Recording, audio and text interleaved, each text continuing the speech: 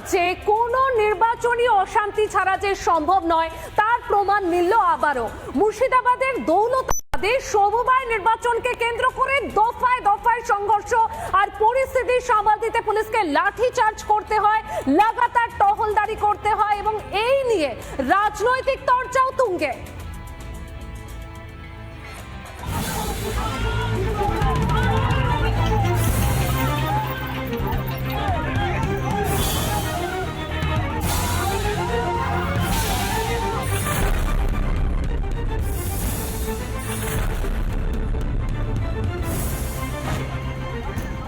সেই ট্র্যাডিশন সমানে চলছে।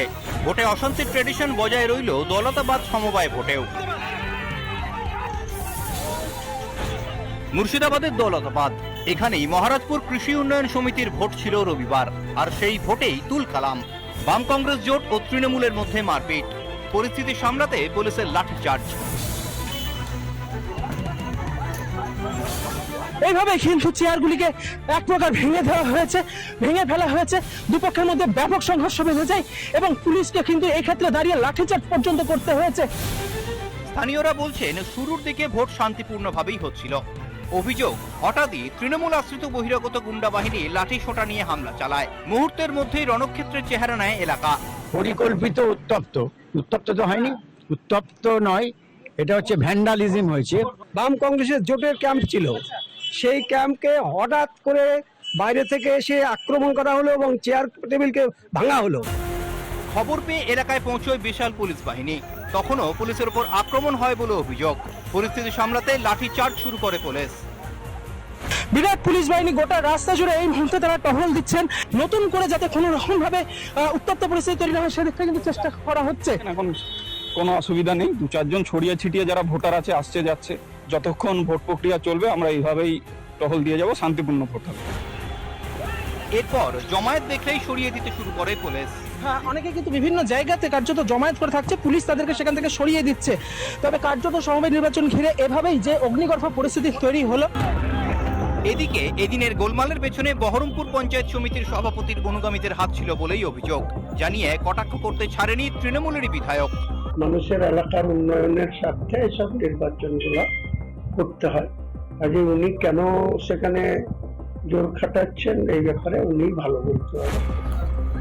কদিন আগে তমলুকে সমবায় ব্যাংকের নির্বাচনও গোলমাল বাঁধে। এবার দৌলতাবাদে একেবারে তুলকালাম। সামান্য সমবায় নির্বাচনও গোলমাল এড়ানো যাচ্ছে না। রিপাবলিক বাংলা। হাওড়ার বর্ডার মঙ্গলাহাটের গুদামে বিধ্বংসী আগুন, কালো ধোঁয়ায় ঢেকে যায় গোটা এলাকা এবং কালো ধোঁয়া ছড়িয়ে পড়তে আগুন আতঙ্ক ছড়িয়ে পড়ে ব্যবসায়ীদের মধ্যে। মঙ্গলাহাটের 3 তলার একটি দোকানে আগুন লাগে, তবে আগুন ছড়িয়ে পড়ার আগে দমকলের 8টি ইঞ্জিনের প্রচেষ্টায় আগুন নিয়ন্ত্রণে আসে। মঙ্গলাহাটে সাত সকালে বিধ্বংসী আগুন, ভয়াবহ অগ্নিকাণ্ডের ঘটনা ঘটে হাওড়া থানার অন্তর্গত মঙ্গলাহাটের মডার্ন হাট বিল্ডিং এ। 3 তলায় প্রথমে আগুন দেখতে পান স্থানীয় বাসিন্দারা। 2023-এর পর 2025-এর এই 25 তারিখ আবারও আগুনের ঘটনা ঘটলো মঙ্গলাহাট এলাকায়। এখনো পর্যন্ত দমকলের 8টি ইঞ্জিন কাজ করছে। আগুন খানিকটা হলেও নিয়ন্ত্রণে এসেছে, তবে কিছু কিছু জায়গায় পকেট ফায়ার রয়েছে।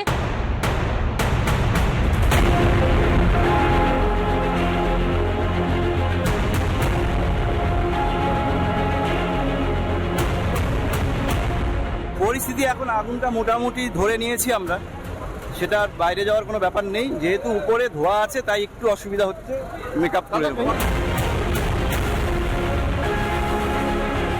তবে এই আগুন নিয়ন্ত্রণ করতে বেগ পেতে হয় দমকলকে।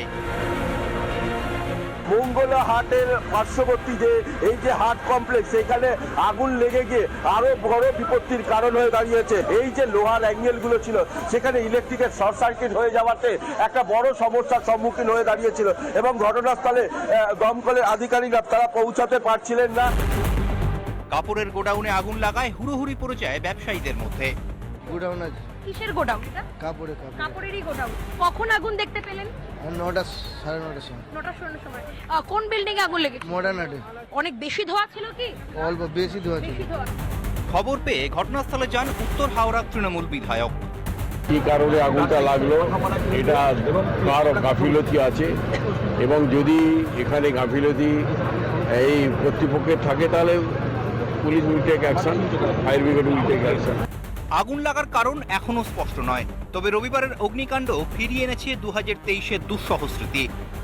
যখন তখন কিছু একটা হয়ে যেত, এই হাটটা পুরো লাগানো থাকলে পুরো সব দোকান লাগে, তখনই তো অসুবিধা হয়ে যেত।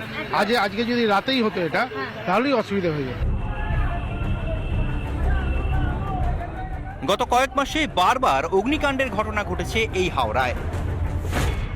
23শে মে জগৎবল্লভপুরে ভস্মীভূত বেকারি কারখানা।